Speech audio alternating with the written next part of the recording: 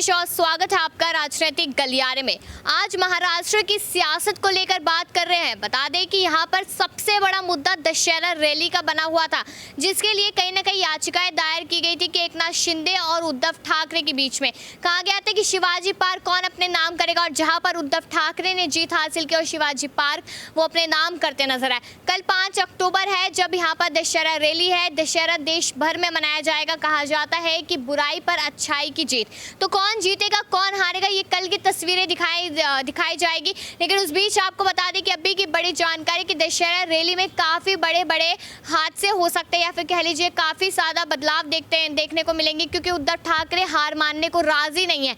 वहीं पर शिवाजी पार्क की बात की जाए तो सैकड़ों की तादाद में दोनों के में भीड़ होगी, शक्ति प्रदर्शन होगा, बहुत सारी चीज़ें होगी। लेकिन उसके बावजूद भी अभी रिसेंटली जहाँ नेताओं ने छोड़ा है उद्धव ठाकरे को, वर्ली जैसे इलाके में जहाँ आदित्य ठाकरे का वर्चस्व माना जाता है, वहां से इतने सारे लोग छोड़कर एकनाथ शिंदे के पास गए हैं, तो यहाँ पर बाहरी नुकसान उद्धव ठाकरे को उठाना पड़ सकता है।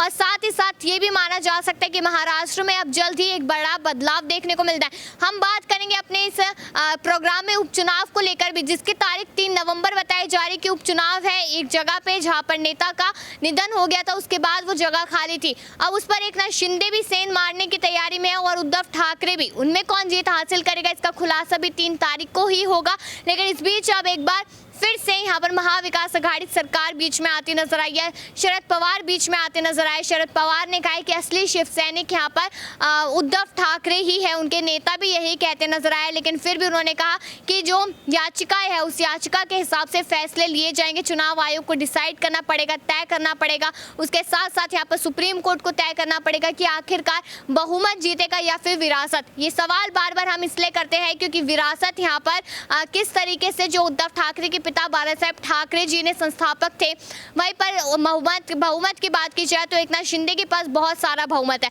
तो चलिए आपको अपने न्यूज रूम में लेकर चलते हैं, वहां पर आपको अपने सहयोगियों की बातें, उनके मुद्दे सुनवाते कि यहाँ पर उनकी क्या राय है महाराष्ट्र की गर्माती सियासत को लेकर।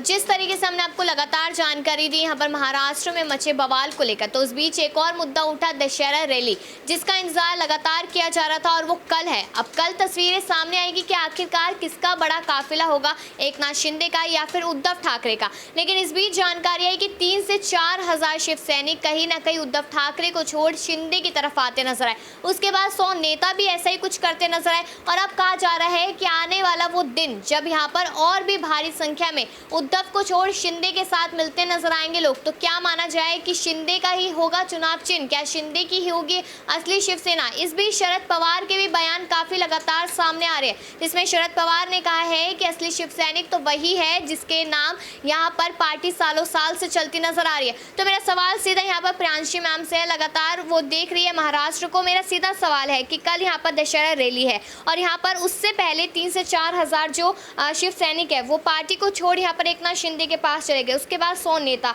तो क्या लगता है कि दशहरा रैली की तस्वीरें क्या कुछ कहती नजर आएगी? क्या चुनाव आयोग को शायद फैसला लेने की जरूरत ही ना पड़े?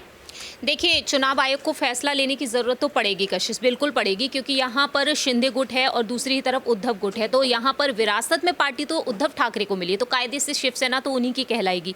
लेकिन दूसरी ही तरफ एकनाथ शिंदे के बारे में बात की जाए, उन्होंने साफ तौर पर कह दिया चुनाव चिन्ह की उनको ज़रूरत ही नहीं है। लेकिन वह इंतजार कर रहे हैं कि अगर चुनाव आयोग अपना फैसला सुना देता है तो वह भी अपना कुछ अहम फैसला लेंगे। पहले से ही वह पार्टी का गठन करना चाहते थे, पार्टी को नाम भी दिया था, लेकिन उसे खारिज कर दिया गया था विधायकों की तरफ से। अब ऐसे में देखा जाए दशहरा रैली का क्या कुछ प्रभाव देखने को मिल सकता है, तो बहुत ही बड़ा प्रभाव देखने को मिल सकता है, क्योंकि शरद पवार ने जिस तरीके से कहा कि 14 करोड़ की आवाम की जिम्मेदारी इस वक्त उन पर है।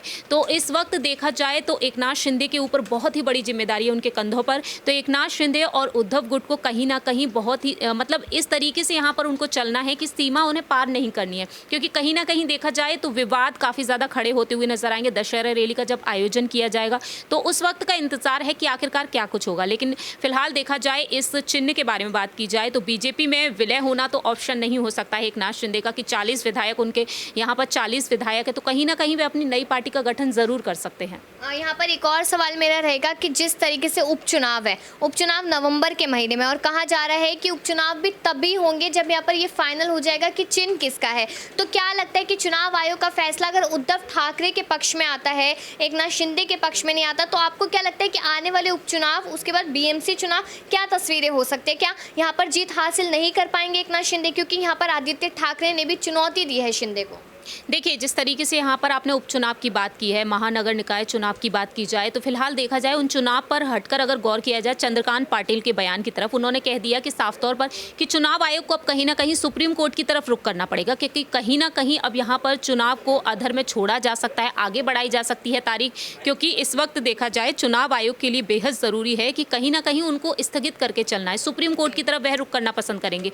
तो ऐसे में यहाँ पर प्लान बी भी तैयार है शिवसेना के लिए, और वो प्लान बी इस तरीके से है कि अगर इस चुनाव चिन्ह को फ्रीज किया जाता है चुनाव आयोग की तरफ से, तो दोनों ही गुटों को एक नया एक फ्रेश चुनाव चिन्ह दिया जा सकता है, क्योंकि कुछ फ्री चुनाव चिन्ह भी होते हैं चुनाव आयोग के पास, तो उसके तहत चुनाव लड़े जा सकते हैं। और ऐसा पहली बार नहीं होगा, इससे पहले भी कई बार हो चुका है। तो इस तरीके से अहम फैसले लिए जा सकते हैं बीएमसी चुनाव के लिए। जी शुक्रिया प्रियांश जी। हमने लगातार यहाँ पर जाना कि यहाँ पर चुनाव आयोग के पास बहुत सारे चुनाव चिन्ह होते हैं, जिसको लेकर कहीं ना कहीं माना जा सकता है कि चुनाव आयोग जो है वो नए चिन्ह दे सकता है। लेकिन यहाँ पर सवाल मैं आमिर सर से पूछना चाहूँगी कि अगर देखा जाए कि किस तरीके से यहाँ पर अगर चुनाव चिन्ह नया मिलता है एकनाथ शिंदे को भी और उद्धव ठाकरे को भी, तो क्या लगता है कि यहाँ पर एकनाथ शिंदे को ज़्यादा फायदा होगा या फिर उद्धव ठाकरे को? क्योंकि एकनाथ शिंदे के साथ तो कहीं ना कहीं बीजेपी का हाथ भी है और यहाँ पर उद्धव तो अकेले होते नजर आ रहे हैं। देखिए, पार्टी की जो एक बुनियाद होती है ना, वो काफ़ी सालों से एक पार्टी बनाया जाता है, उस चुनाव चिन्ह को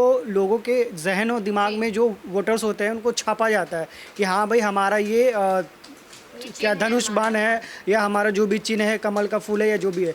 तो मुझे नहीं लगता है कि अचानक से उनको एक चुनाव चिन्ह दे दिया जाएगा और लोगों को ऊपर वो छाप चला जाएगा, क्योंकि एकनाथ शिंदे की कोई अभी अपनी पार्टी नहीं है, ठीक है, वो बिना पार्टी के हैं, बिना चिन्ह के हैं। लेकिन शिवसेना की जो पार्टी है और जो उनका चिन्ह है वो उद्धव ठाकरे जी के पास है, अभी भी अनऑफिशियली कह लीजिए, ऑफिशियली कह लीजिए। तो मुझे नहीं लगता है कि जब चुनाव आयोग उनको एक नया चिन्ह देगा तो बीएमसी में चुनाव में उनको इसका बहुत फ़ायदा मिलेगा, मुझे नहीं लगता है। क्योंकि एकनाथ शिंदे जो है उनका एक अस्तित्व अभी नहीं है, क्योंकि उनकी खुद की अभी पार्टी नहीं है, उनके पास खुद का अपना एक चिन्ह नहीं है। तो बिना पार्टी और बिना चुनाव चिन्ह के आप कुछ नहीं है। लेकिन एकनाथ शिंदे तो कहते नजर आए कि मुझे तो किसी चुनाव चिन्ह की जरूरत ही नहीं, अगर धनुष बाण नहीं भी मिलता तो भी चलेगा। क्योंकि वो सोचते हैं कि मेरे ऊपर बीजेपी का हाथ है, हम तो बीजेपी में विलय हो गए, तो आप फिर वो बीजेपी के ऊपर चुनाव लड़ लें, आप कमल का फूल ले लें अपना चुनाव चिन्ह, अब उसी पे बीएमसी का चुनाव लड़ लें। तो अभी कल दशहरा रैली है, उसमें जैसे कि अभी देखा गया कि कितने सारे शिव सैनिकों ने यहाँ पर एकनाथ शिंदे का दामन थामा, उनकी पार्टी में जाते नजर आए। तो क्या लगता है कि दशहरा रैली की तस्वीरें कहीं ना कहीं ऐसी हो सकती है कि उद्धव ठाकरे को झटका लगे?